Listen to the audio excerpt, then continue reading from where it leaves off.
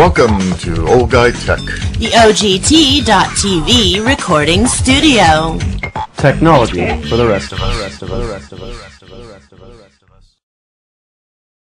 Hi, Rob Charney, Old Guy Tech TV, and we're here today with Sheriff John DeAugustini of Dorado County, and we're going to talk about some things that John has done recently and has gotten a lot of attention, and I thought maybe we ought to talk about it. And what I'm talking about, and if you hadn't had an opportunity to read the letter is available on many sites, including ours, and it's a letter that Sheriff DeAugustini wrote to Vice President Joe Biden. And John, why don't you just kind of give us a synopsis of what your letter was all about and why you felt necessary to write this letter? Well, it all starts, Rob, back to, even when I was running, everybody understands and knows that I am very pro-Constitution. I'm not a constitutional scholar by any means, but I understand what the United States Constitution means and what it means to this country and the survival of this country. I took an oath of office when I started in this business. I took an oath of office every time I was promoted, and I took an oath of office when I was sworn in as sheriff in 2011. And it means a lot to me. That oath means a lot to me. Right. When, right after the tragic event in Sandy Hook, which was a tragic event by a mentally ill person, that shouldn't even have had access to guns. He wasn't a law-abiding, stable person. Right. What's the first thing that the government does is look at this as an opportunity for more gun control. Right. Because right off the bat, the president came out with the new gun control task force headed up by Vice President Biden. Right. Now, let's make this clear. This was a gentleman, Lanza was his name. He tried to buy a rifle, an AR, and he did not pass the background, and he was denied. Okay, I'm not sure about that. That's the new information that came out. Okay. So just knowing that. Okay. Well, anyway, when all that started, a lot of my colleagues, many of my colleagues throughout this nation started, stepping up. Mm-hmm. And I thought, well, I needed to step up too. I wrote my own letter. I've already been accused, well, somebody else wrote that, or you plagiarized, or you pasted that. No, I wrote that letter one Thursday night working late after I had finished with a bunch of other tasks that had been sitting on my desk and made it. It was my letter. Right. So there's that. I think that these things need to be said. We need to stop this incremental encroachment on our constitutional rights. The Second Amendment is very clear. Beyond that, it's been said that this movement by our government has been the best thing for the firearms industry. How many millions of these types of weapons have been purchased and sold in the last couple months? We had a good example of this in San Francisco at the San Francisco Gun Show.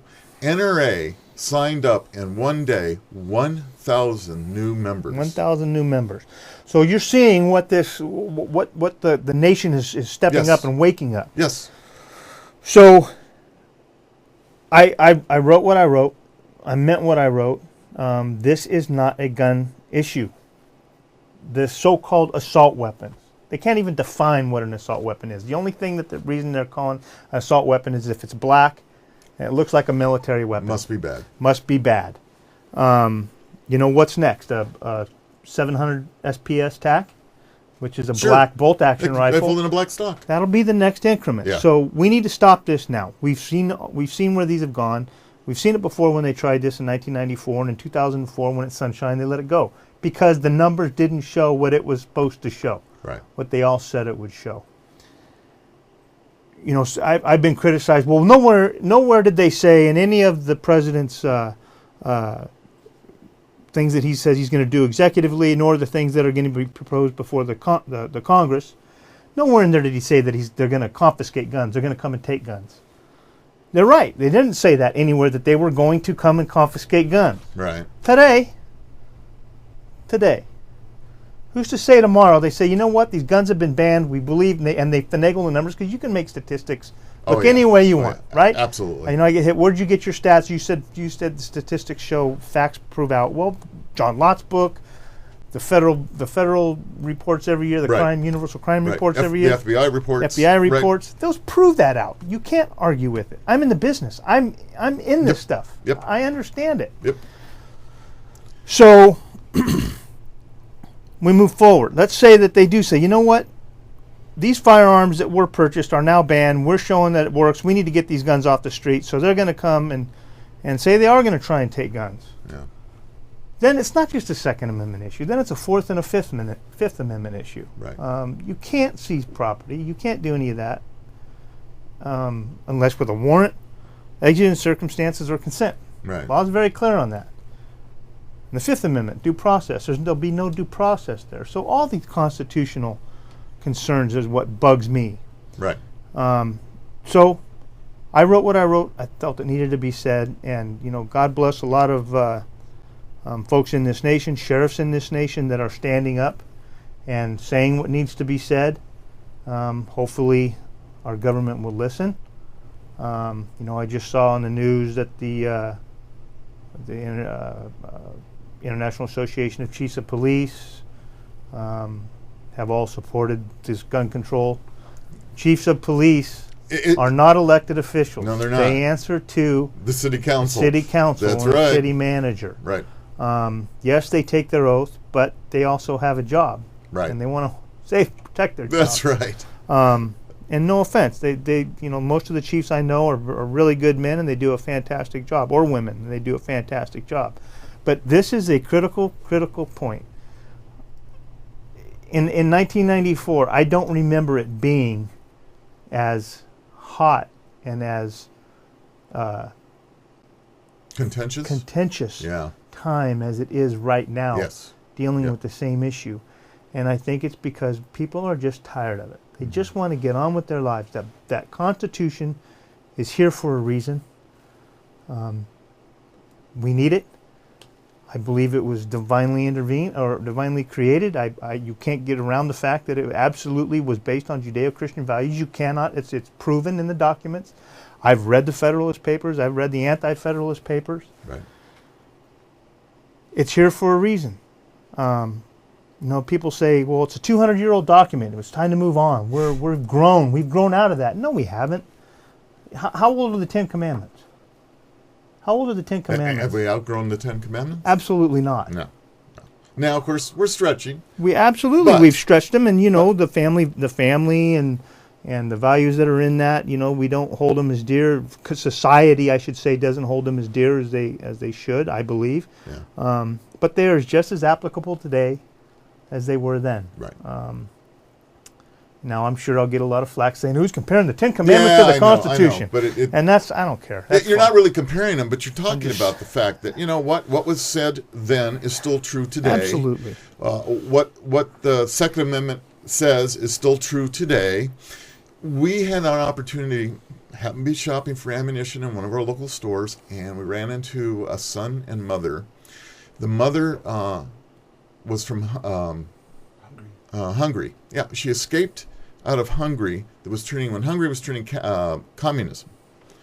She escaped, and she was talking to me about the fact how badly needed the citizens should have had firearms because the revolution would have never happened. And she escaped because of it. And she is such a strong, she became a naturalized citizen, and she says, I believe in the Second Amendment so strongly above everything else. And this is coming from a lady that my guess is probably in her early 80s, very articulate, spent a great deal of time with me talking about communism in her country and how it started, just like what Obama's doing now. Sure. Little by little. Little by little. You get a little piece every time. A little bit.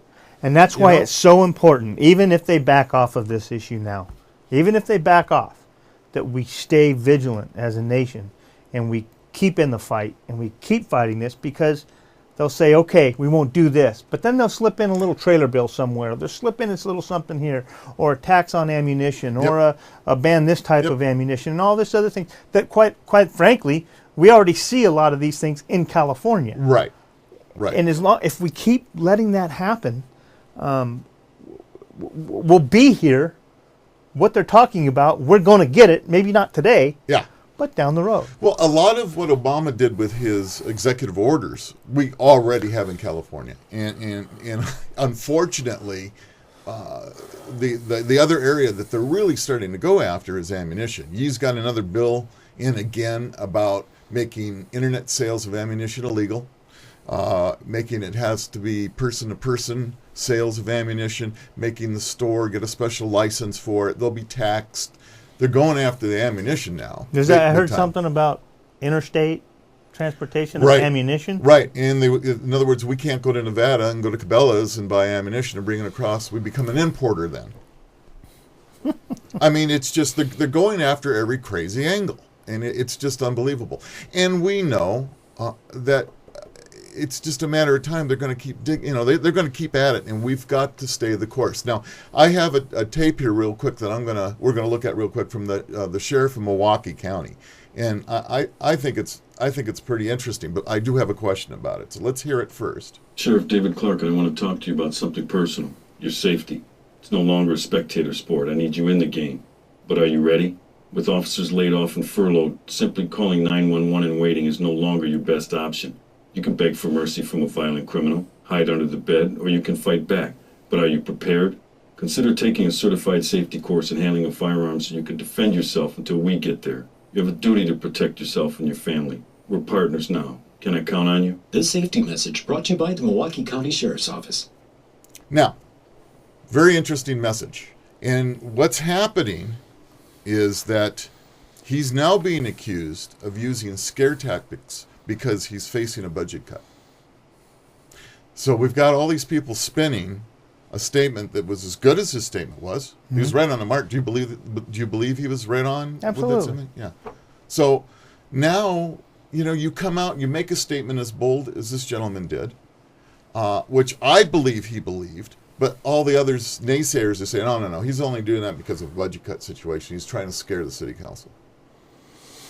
Well, it doesn't matter whether you're in a budget cut situation or you have limited deputies. And we all have limited deputies and peace officers on the road. Every one of us. We'd all like to have, no matter what anybody says. I mean, I could use 30 more deputies. I could put them to good use. Yeah, absolutely. But the bottom line is I don't have it. And the old saying, it is what it is. When seconds count, the police are only minutes away. Right. I mean, period. And also, believe it or not, in my job description and every other peace officer's job description in sheriff's office and police department, we are not obligated to respond to that. We do, because that's what we believe in. Right. But legally, we're not.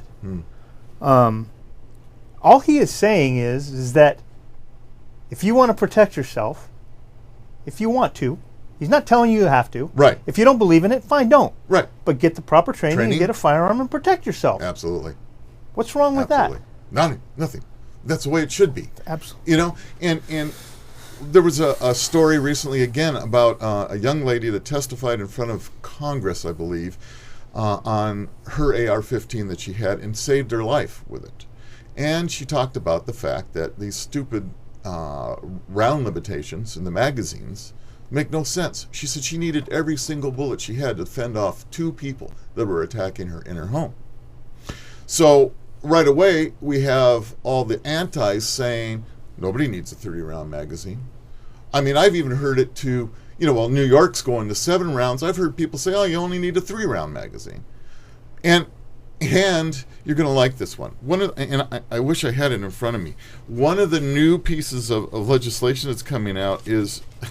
and it's so broad, it's unbelievable. And here, I'm going to read it. It's AB 48 in California. Okay, it's by Skinner, who's a Democrat in Berkeley. It said this bill would make it a misdemeanor to knowingly manufacture, import, keep for sale, offer or expose for sale, or give or lend any device that is capable of converting an ammunition feeding device into a large capacity magazine. What?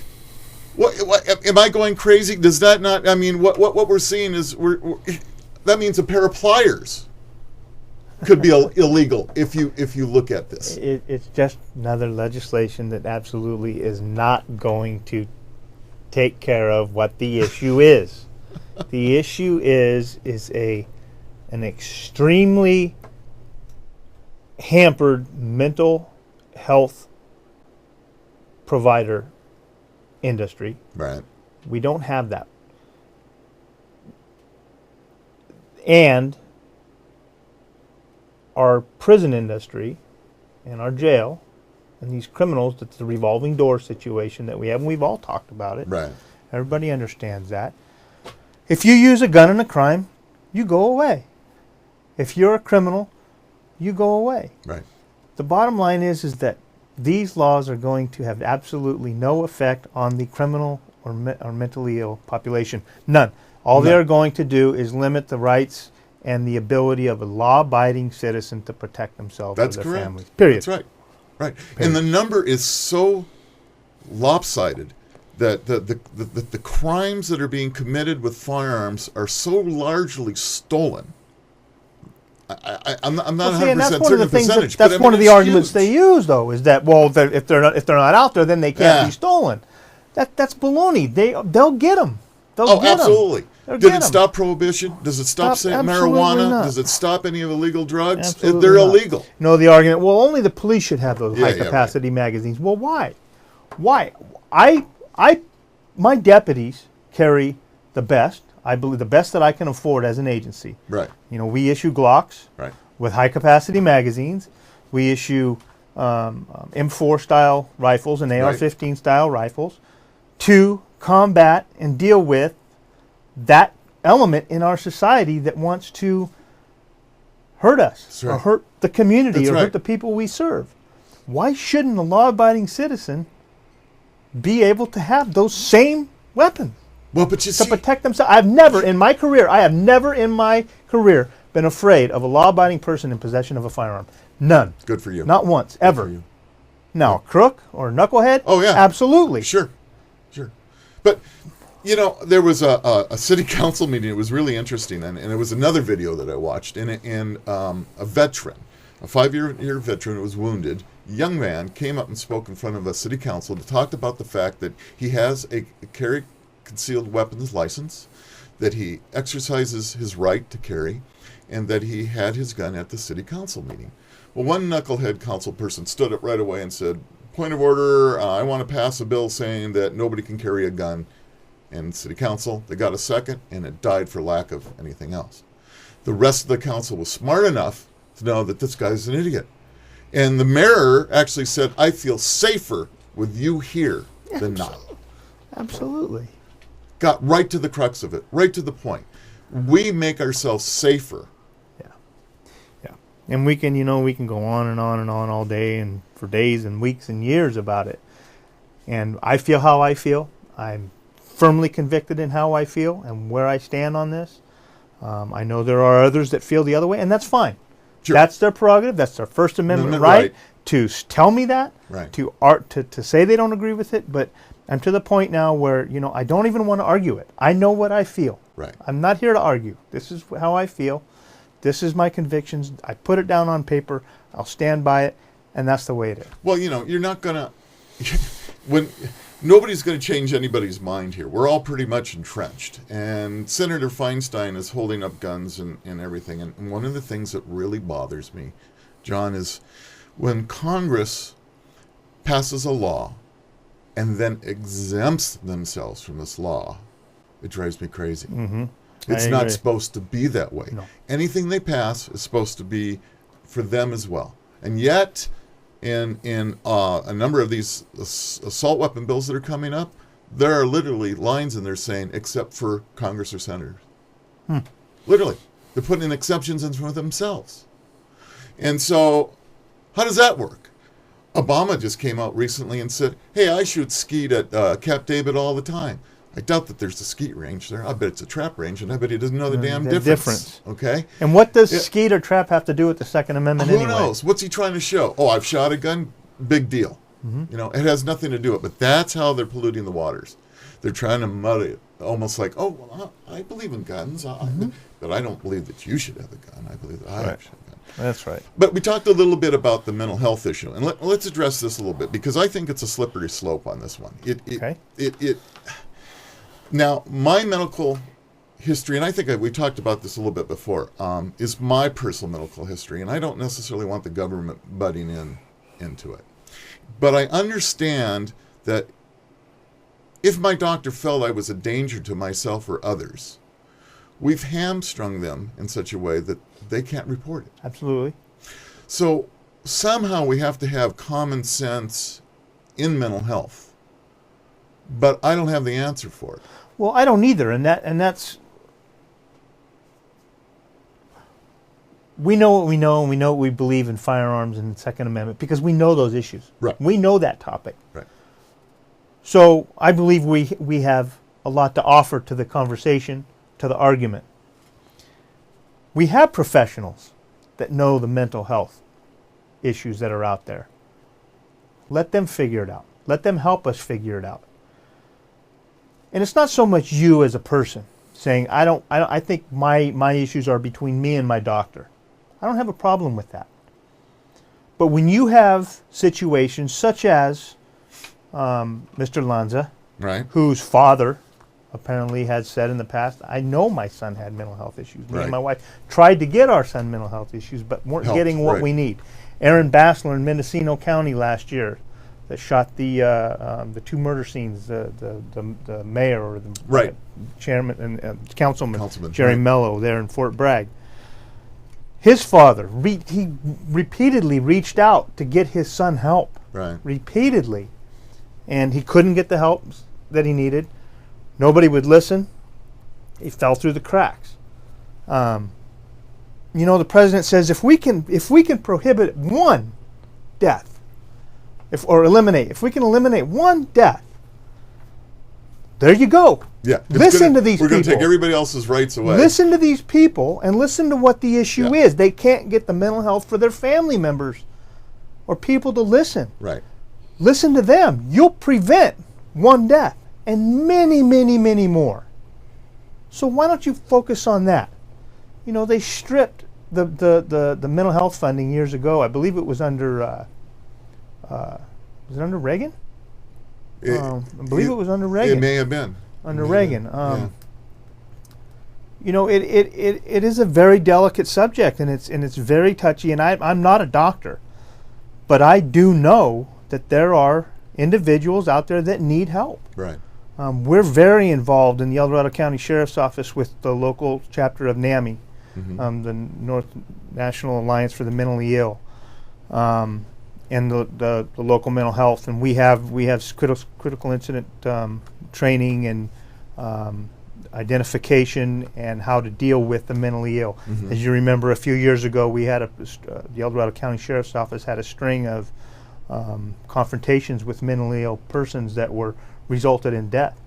And we learned from it. They did learn from it. Sheriff Neves at the time recognized that, and they really teamed up with the mental health community and what can we do for training and build a knowledge base so that we can deal with this issue. And we continue to do that today, Right. very proactively to stay ahead of that. But as a nation, we have, I think, extremely failed in that area.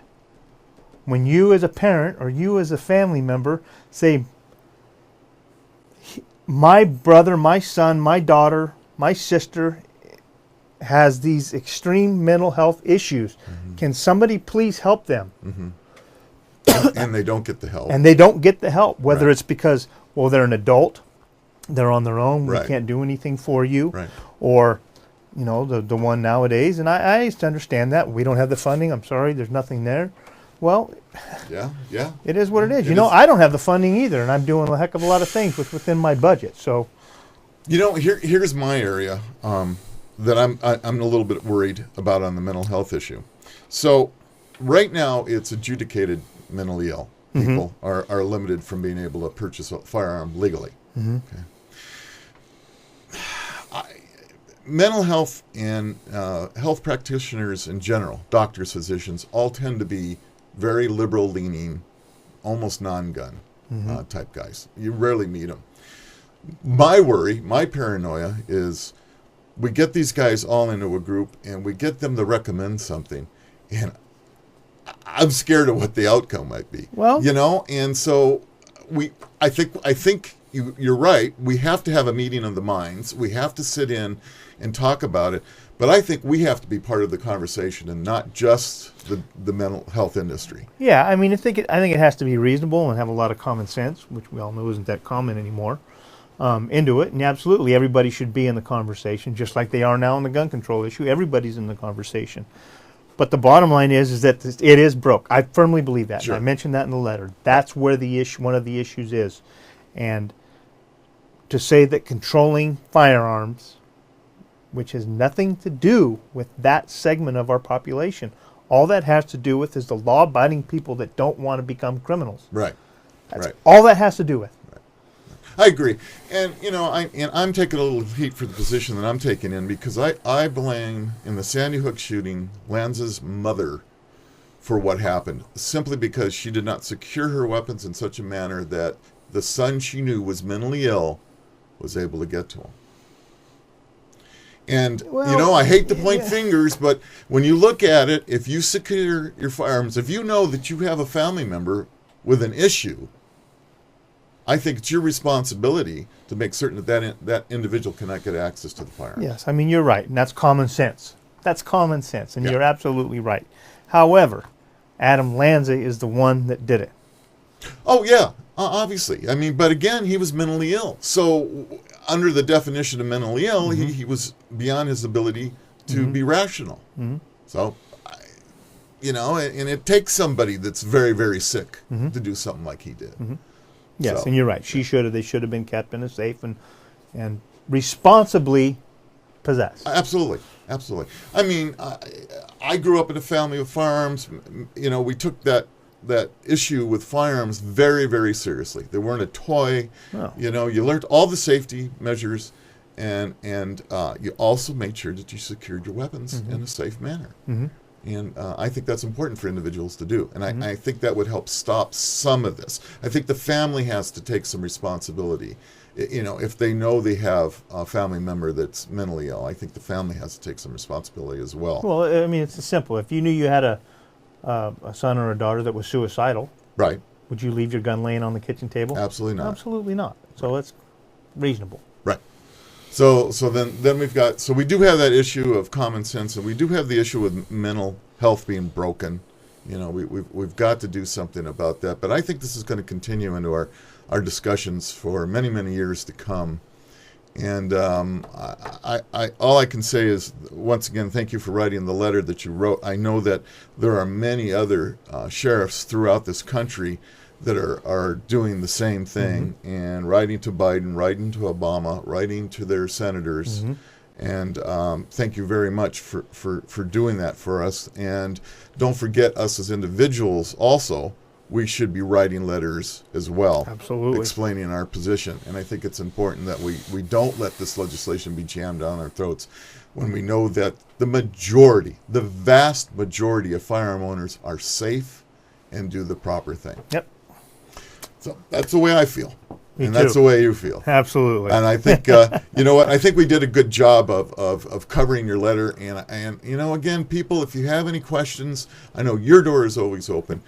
We'd be glad to pass your messages down to John. I'd like to see some blogging and discussions about this off of our site as well. I think it would be really neat. And I'm going to end the show with, there's a funny little thing that I got just recently. And one of them was, you live in a country that's run by idiots. If this one says, the Supreme Court of the United States can rule that lower courts cannot display the 10 Commandments in their courtroom while sitting in front of a display of the 10 Commandments.